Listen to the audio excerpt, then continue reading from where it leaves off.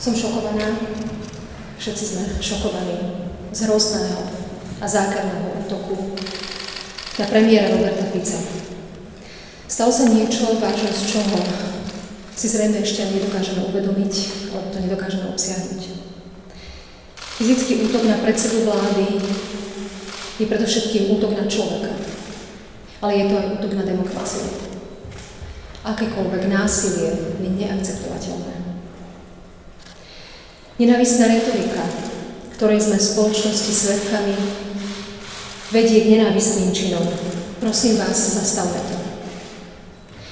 Polícia zadržala páchateľa a keď to bude možné, určite prinesie viac informácií. Dovtedy, prosím, nevynášajme rýchle súdy. A myslíme na to najdôležitejšie. A to je v tejto chvíli jediné. Aby sa Robert Fico čo najskôr zotavil.